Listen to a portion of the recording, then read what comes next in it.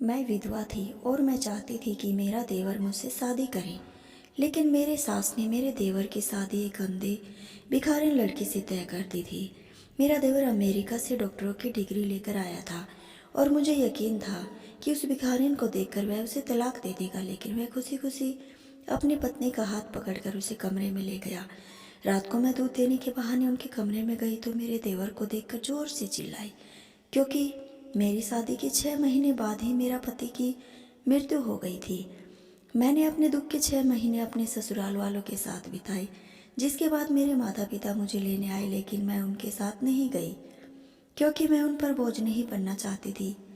मेरे माता पिता की स्थिति कुछ खास नहीं थी। उन्होंने बड़ी मुश्किल से मेरी शादी तय की। मेरे ससुर बहुत अच्छे थे। मेरी सास के केवल 2 बेटे और एक बेटी थी। मेरा देवर मेरे पति से 2 साल छोटा था। मेरे पति की मृत्यु के बाद मुझे लगा कि मेरी सास को मेरी शादी मेरे देवर से कर देनी चाहिए, इसलिए मैं उनका दिल जीतने की भरपूर कोशिश कर रही थी। मैं घर का काम खुद ही करती और रात को सोने से पहले अपनी सास के पैर दबाती थी। मैं अपनी सास की यथासंभव सेवा कर रही थी, क्योंकि मैंने सोचा था कि उन्हें एक बार फिर मुझे अपनी बहू बनाकर इस घर में लाना चाहिए। मेरी शादीशुदा ननद हमारे घर में बहुत कम आती थी, क्योंकि मेरी सास भी अपनी शादी बहुत अमीर घर में करवाई थी, इसलिए उन्हें उनके घर आना जाना पसंद नहीं था। उनके घर में किसी भी चीज़ की कमी नहीं थी और वो वहाँ बहुत खुश थी। लेकिन जब भी मेरी ननद घर आती तो मैं उनका बहुत अच्छे से सत्कार करती थी। मैं रोज़ उनकी पसंदीदा व्यंजन बनाती थी और उनके बच्चों को भी खूब लाड प्यार करती थी। इस वजह से मेरी सास मुझसे हमेशा खुश रहती थी और बदले में मुझे ढेर सारा आशीर्वाद देती। वह कहती, मैं भगवान से प्रार्थना करती हूँ कि मेरी दूसरी बहू भी तुम्हारे जैसे ही अच्छी हो। तुम मेरे लिए मेरी बेटी की तरह हो। कोई भी लड़की मेरी इतनी सेवा नहीं करती जितनी तुम करती हो। मुझे अपनी सास का दिल जीतने के लिए कुछ भी करना पड़ा, क्योंकि हमारे घर में मेरी सास का ही राज चलता था। सब कुछ उनकी इच्छा के अनुरूप होता था। अगर उन्हें कोई बात बुरी लगती थी तो इस घर में कोई उसका जिक्र तक नहीं करता था, क्योंकि मेरी सास बहुत सख्त थी और हमारे घर में एक पक्षी भी अपने मन से नहीं उड़ सकता था। मेरी सास मुझसे इतनी खुश थी कि मुझे विश्वास था कि वह मेरी शादी मेरे देवर से करेंगी। मेरा देवर अमेरिका में डॉक्टरों की पढ़ाई कर रहा था और उसे भारत लौटने में केवल 3 महीने ही हुए थे, लेकिन मैं मन ही मन बहुत खुश थी। अब एक बार फिर ये घर मेरा होने वाला था और मैं इस घर का मालकिन बनने वाली थी, क्योंकि मैंने अपना पूरा जीवन गरीबी में बिताया था और जब यहाँ आए तो मुझे पता चला कि आराम क्या होता है। अब मैं ये सब खोना नहीं चाहती थी, क्योंकि मेरे ससुराल वाले बहुत अमीर थे। मेरा देवर मुझे बहुत अच्छा लगता था।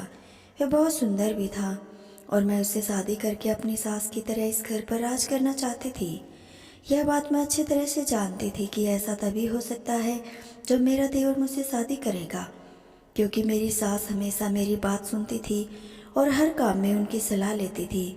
मेरे पति सामान्य दिखने वाले थे और ज़्यादा पढ़े लिखे नहीं थे। उनके किसी भी रिश्तेदार ने उन्हें बेटी नहीं दी, क्योंकि मेरे पति को बचपन से ही एक गंभीर बीमारी थी और यह बात उनके सभी रिश्तेदारों को पता थी।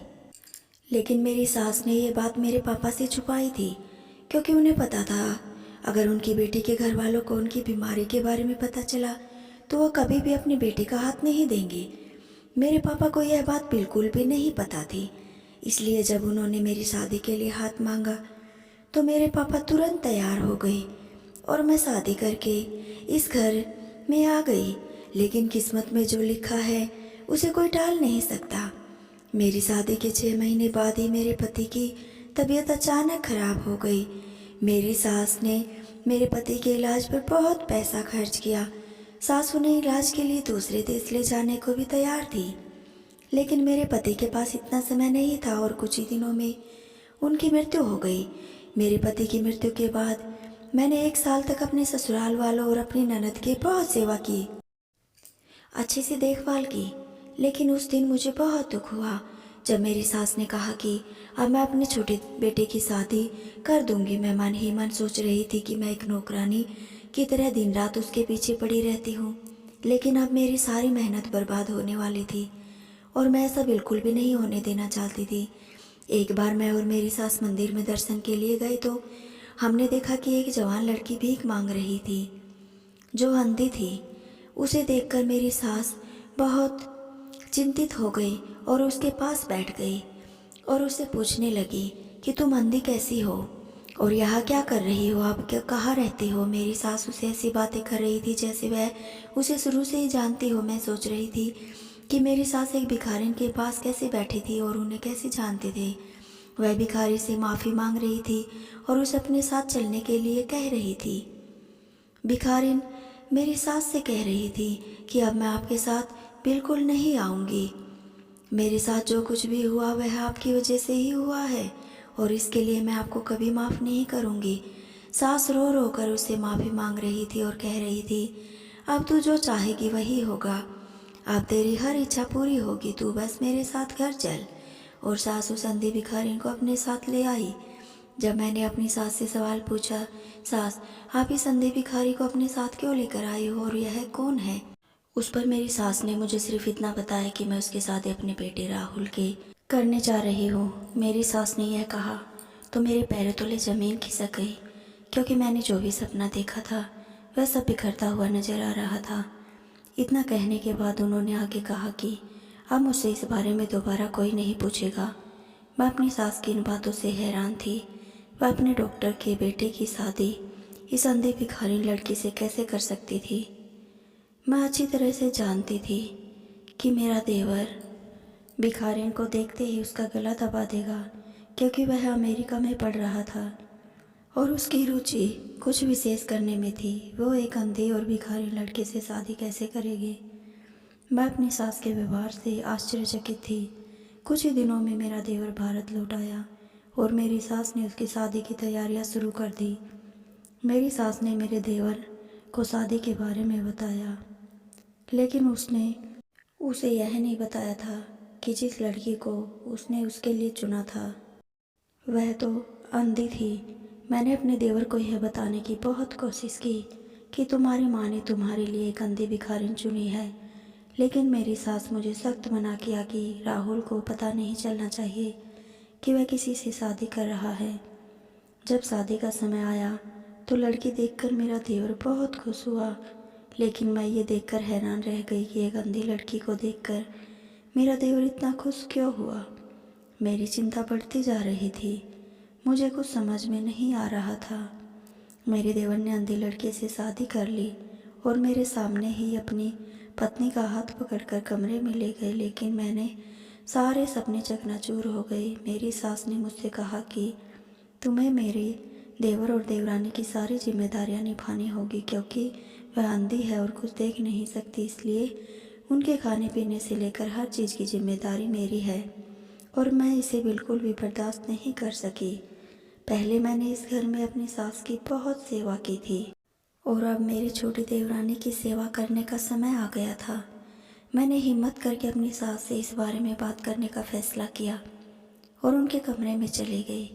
मैंने अपनी सास से कहा, आपने मेरे बारे में क्या सोचा है? आप मुझे कब तक नौकरानी की तरह रखोगे? पहले तो सिर्फ आप ही थी और अब आपने मेरे सिर पर एक अंधी लड़की बिठा दी और आप मेरे पति की माँ हो, तो मैं पूरे मन से आपकी सेवा कर रहा था, लेकिन मैं उस अंधे भिखारिन की सेवा नहीं कर सकती।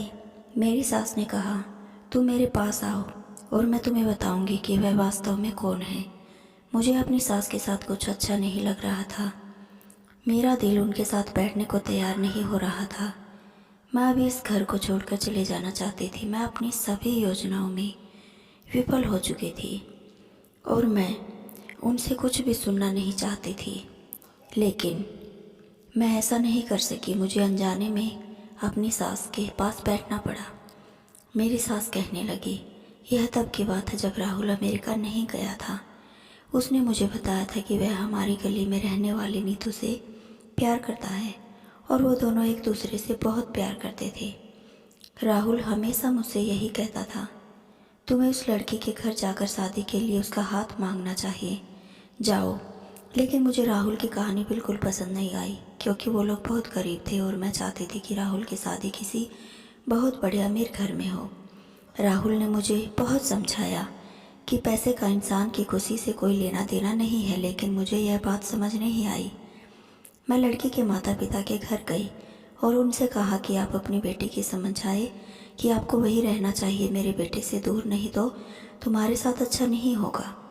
मैं आप जैसे लोगों को अच्छी तरह जानती हूँ। आपकी बेटी की नज़र में मेरे बेटे के पैसों पर है, इसलिए आपकी बेटी ने मेरे बेटे को प्यार के जाल में फंसाया है। आप जैसा सोचोगे मैं वैसा बिल्कुल नहीं होने दूंगी। लड़की की माँ रोते हुए मुझसे कह रही थी कि हमने अपनी बेटी को ऐसा कुछ नहीं बताया। हम गरीब लोग हैं लेकिन इज्जतदार हैं। अगर आप यहाँ आकर ऐसा बोलेंगी तो समाज में हमारा क्या नाम खराब होगा। प्लीज़ यहाँ से चले जाओ। नीतू की माँ ने कहा कि इसके बाद मैं नीतू को कभी तुम्हारे बेटे से नहीं मिलने दूंगी। जब वह उनके घर पर यह तमाशा होने के बाद हम लोग घर लौट रहे थे तो उसके घर के बाहर बहुत से लोग जमा हो गए थे और सभी लोगों को इसके बारे में पता था।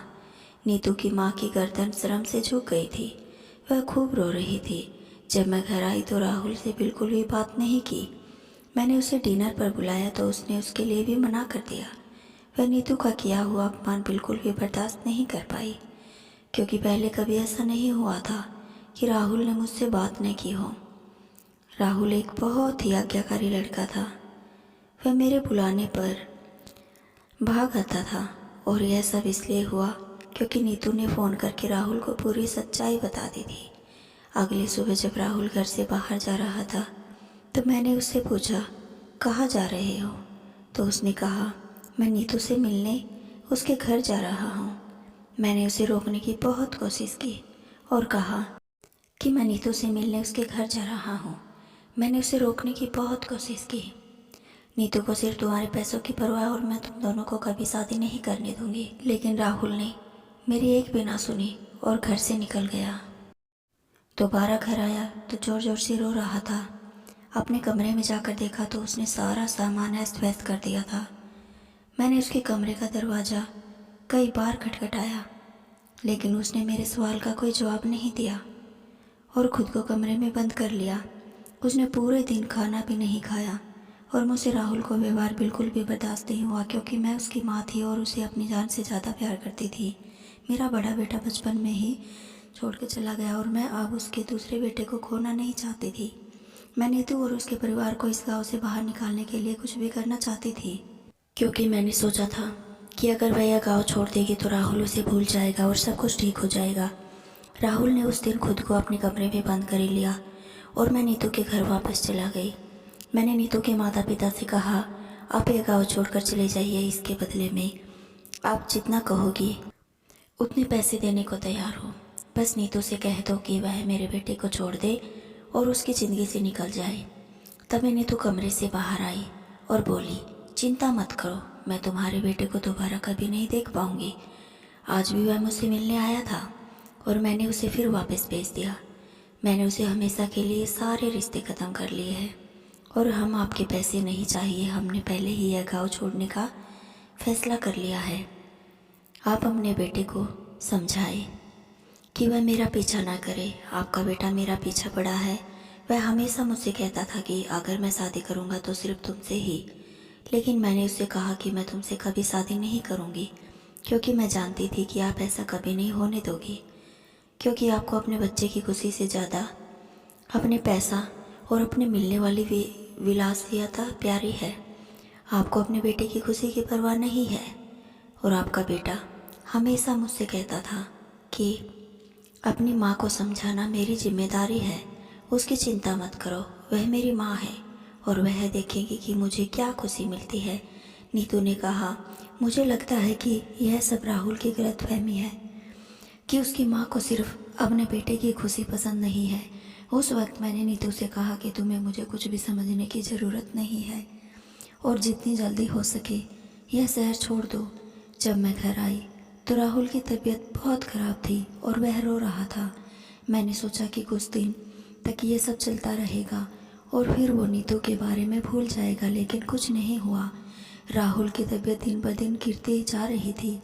उसने खाना पीना सब कुछ छोड़ दिया था। एक दिन वह बेहोश होकर गिर पड़ा। केवल नीतू का नाम ले रहा था। मुझे एहसास हुआ कि अगर मैं नीतू की शादी राहुल से करा देती तो बेहतर होता। कम से कम मेरे बेटे की यह हालत नहीं होती। उस दिन राहुल अस्पताल में भर्ती था। जब उन्हें होश आया तो वे रोते हुए कह रहा था, माँ, मैं नीतू के करीब जाना चाहता हूँ, कुछ भी करो लेकिन एक बार उससे मिला दो। वह मुझसे नहीं मिलना चाहती, मैं मिलूँगा। एक बार उसने मिलने भी गया था लेकिन उसने मुझसे सारे रिश्ते तोड़ दिए। वह मुझसे मिलने से इनकार कर रही थी। राहुल नहीं जानता था कि मैंने उसे इस गांव से बाहर निकाल दिया है। राहुल उसी दिन कह रहा था जिस दिन वह नीतू से मिलने गया था, और उसी रात वे शहर छोड़कर चले गए थे। मैंने राहुल को समझाया, पहले तुम ठीक हो जाओ। तुम्हारे ठीक हो जाने के बाद मैं तुरंत नीतू के घर जाकर शादी के लिए उसका हाथ मांग लूँगी। मैं तुमसे वादा करती हूँ कि मैं तुम्हारी शादी नीतू से ही करवा दूँगी। राहुल मेरी बात सुनकर बहुत खुश हो गया और कुछ ही दिनों में वह बिल्कुल ठीक हो गया। जब हम दोबारा घर आए तो राहुल नीतू से मिलने उसके घर गया, लेकिन जब वह घर आया तो बहुत परेशान था। राहुल ने मुझसे कहा, माँ, अब आप नीतू के साथ मेरी शादी करने के लिए तैयार थी। मुझे नहीं पता कि नीतू और उसका परिवार यह गांव छोड़कर चले गए। उनका नंबर भी बंद है। अब मैं उन्हें कहाँ ढूंढूंगा? मैंने इलाके के सभी लोगों से पूछा लेकिन किसी को नहीं पता था कि वो कहाँ गए। मुझे भी नहीं पता था कि वे लोग वास्तव में कहाँ गए थे। उसके बाद लगभग 6 महीने तक राहुल ने नीतू को खोजा लेकिन वह कहीं नहीं मिली। राहुल को यकीन हो गया था कि अब नीतू उसे दोबारा कभी नहीं मिल पाएगा। राहुल ने फैसला कर लिया था कि यह देश छोड़कर चला जाएगा और कभी वापस नहीं आएगा। राहुल का फैसला सुनकर मैं बहुत परेशान हो गई थी और मुझे अपने व्यवहार पर पछतावा हो रहा था कि मैंने ऐसा क्यों किया। अगर मैंने राहुल की शादी नीतू से कर दी होती तो कम से कम मेरा बेटा मेरी आंखों के सामने रहता और वह कभी यह देश छोड़कर नहीं जाता। मैंने राहुल को समझाने और रोकने की बहुत कोशिश की लेकिन मेरी बात से सहमत नहीं हुआ। उसने मुझसे कहा, मैं नीतू के बिना बिल्कुल भी नहीं रह सकता और यहाँ रहकर मुझे हमेशा नीतू की याद आएगी। मेरे लिए अब जीना बहुत मुश्किल हो गया है। तो राहुल बहुत रो रहा था और मुझे अपने व्यवहार पर पछतावा हो रहा था। मैंने अपनी जिद के आगे अपने बेटे की ज़िंदगी बर्बाद कर दी। अगर यही शादी मैंने नीतू से की होती तो आज वह कितना खुश होता। अपने बेटे की इस हालत के लिए मैं खुद को ही दोषी मांग रही थी। मेरी वजह से उसकी आंखों में बहुत आंसू आए।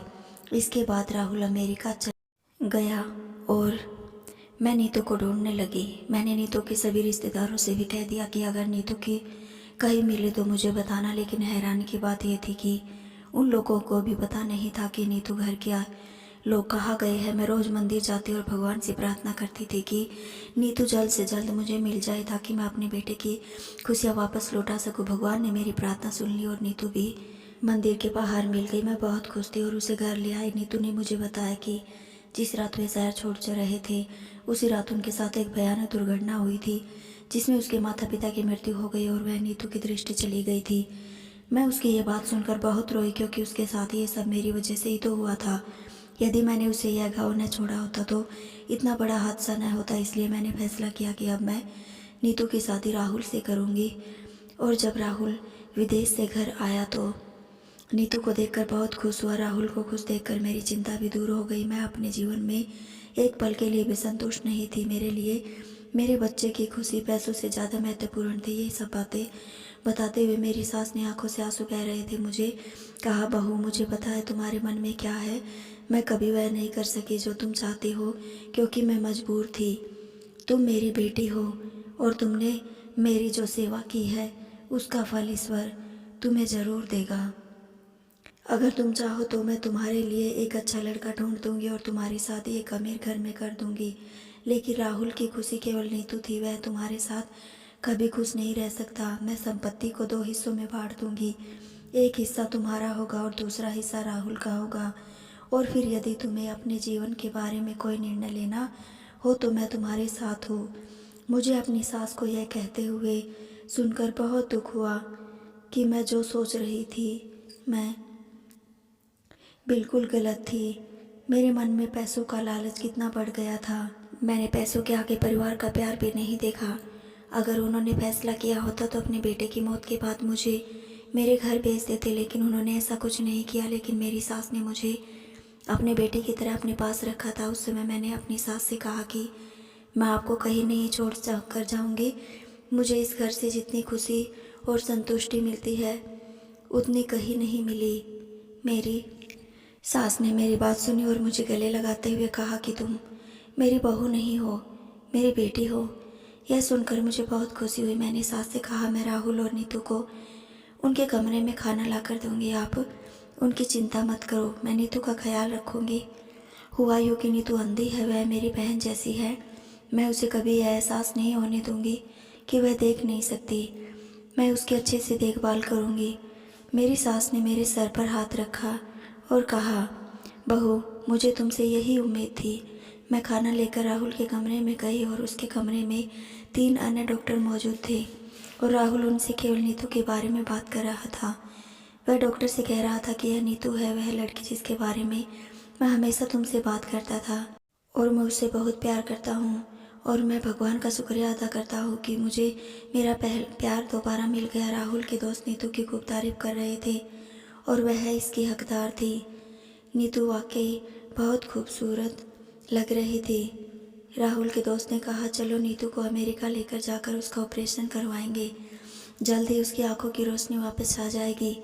नीतू की आंखों की रोशनी एक बार फिर वापस आ जाएगी और हम दोनों इस घर में बहनों की तरह खुशी से रहेंगे। यह सोचकर मुझे खुशी हो रही थी क्योंकि मैं भी अब दूसरी शादी न करने का फैसला कर लिया था, क्योंकि मैं अब मेरी सास को ही माँ मानती थी और उनकी सेवा करना मुझे बहुत अच्छा लगता था।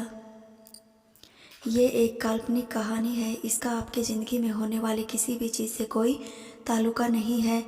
आप सभी को यह कहानी कैसी लगी कमेंट बॉक्स में हमें ज़रूर बताइएगा। तो चैनल को प्लीज़ ज़रूर सब्सक्राइब करें और बेल आइकन पर क्लिक करें ताकि अगला वीडियो तुरंत आपके पास आ जाए। धन्यवाद दोस्तों।